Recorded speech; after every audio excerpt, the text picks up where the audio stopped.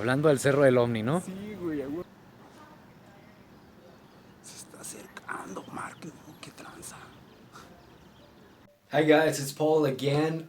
Today we're breaking down the different kinds of UFOs that I've been talking about throughout my videos. All the videos that I'm about to show you are either recorded by me or by some close friend of mine. And as well, all these videos were all recorded in Tepoztlan in Mexico. I know I've been talking about Tepoztlan a lot in my videos, but it is not to advertise a place. Now, I've been accused on Reddit, on the UFOs subreddits, that Tepoztlan, the whole UFO things on Tepoztlan is just a tourist trap, and that I am just promoting this tourist trap. That is not the case at all. I mention this place a lot because I believe that Tepoztlan, it is an awesome place to study all these UFOs, and it is an amazing place for all those people that are enthusiasts of these subjects. I am not promoting Tepoztlan as for a personal gain or something like that. That will not be the case at all. If you've ever been to Tepoztlan, most of the tourism that goes to that place just go there for the party and the drinks. That'll be 80%. 19% of them will be there for, well, you know, the whole esoteric vibes and all that, and the Temazcal and all these retreat centers and meditations and spirituality in general. So for less than 1% of the tourism goes there for the UFO stuff, phenomena, or whatever. Most people don't really care about these subjects. But anyway, I just needed to clear the air on that subject a little bit. Now let's get right into the video. This first video I'm gonna show you was recorded by me personally, and I will tell you the story behind this. Throughout my travels and my nomad life, one of my favorite things to do for a living as well is tour guiding, and I love to get in touch with the tourism that's interested on exploration and nature in general, getting to know little places that only locals know, that kind of thing. Everywhere I go, tour guiding is always in my mind. So now that well, I wasn't really interested on the UFO thing when I got to Tepoztlan at first, but after staying in Tepoztlan for long enough, I started hanging around a lot of locals or foreigners that I just decided to live and stay in Tepoztlan to live. And then I would hear stories from locals that this thing was just standing there and then it disappeared, or like this triangular shaped UFOs.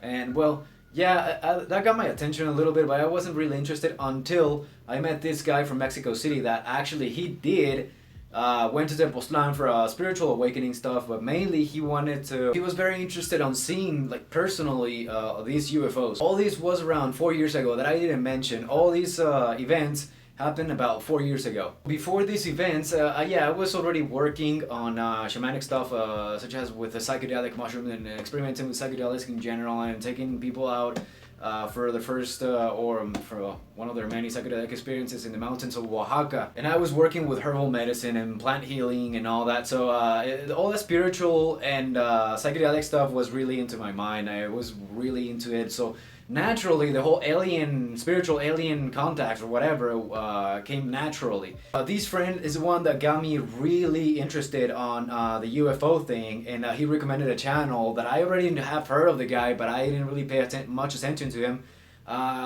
He's a Spanish dude, David Parceriza. So that got me really interested even more on this UFO thing. One day I came across this local dude that, well, he grew up in Tepoztlan, so he knew every single little place around. He knew a lot of hidden archaeological zones that are not touristy, but yeah, you need to really go deep into it's not a jungle, it's more like a foresty sort of thing.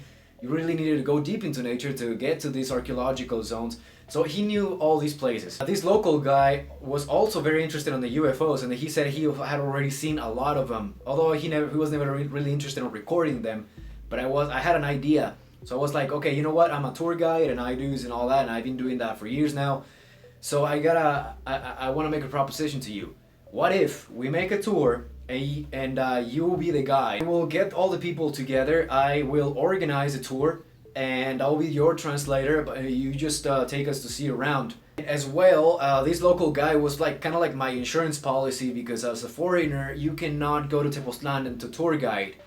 You need a permission of the local government, and of course, being a local, yeah, you don't need permission of the local government, and usually it is very selective when it comes to that.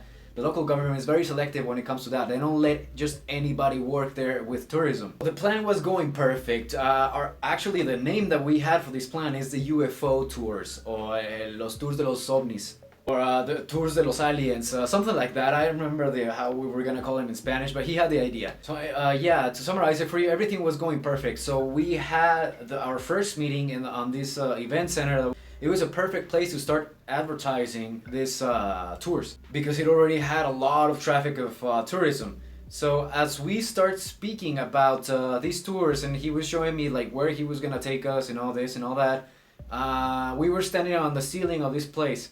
So that's where I recorded this first video of this UFO, where we were talking about our plans.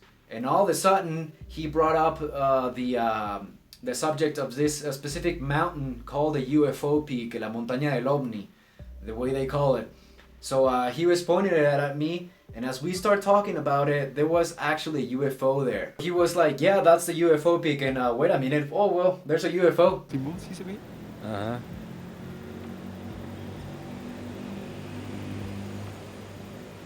No mames, a huevo. Hablando del Cerro del Ovni, ¿no? Sí, güey, a huevo. Ahorita voy a pasar y le voy a tomar una foto, güey. Tal vez puede ser nuestra pantalla. Pues cada rato se ven, porque ¿qué nos extraña o qué?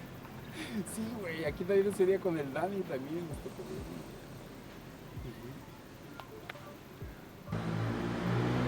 Eso es una señal. Claro que es una señal, o sea, tenemos que hacer esto. Sí. Ya me aburrí de grabar, ¿no quieres? Ay, lo me tiembla toda la mano, fíjate. ¿Qué onda, Maddy? ¿Quieres ver un ovni? ¿Quieres ver un ovni? Sí. Ando grabándolo. Mira, ven, acércate aquí a la cámara para que te diga dónde está. Este de aquí, ¿sí lo ves, este puntito? Ah, ya lo vi. ¿Sí?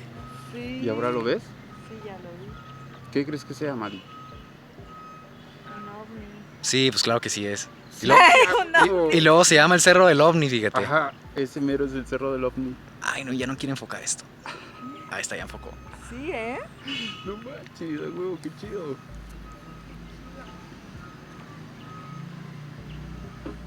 Mira, ya después del que vi aquí atrás, aquí, Sí, ya ya sé. nada me sorprende. Sí, no, ya, o sea, están todo el tiempo aquí, ¿no? Sí. Te digo, le voy a tomar una foto a esa para que guaches cómo está el show. Se ve bien, se ve locochón. Sí, porque pareciéramos sus conejillos de indias. Sí. Ujú. Como dices, Rey, es una señal. Es una señal, Mark. Se está acercando, Mark. No, qué tranza. Ay, ¿a poco sí? Pues parece. No mames, está bien locochón.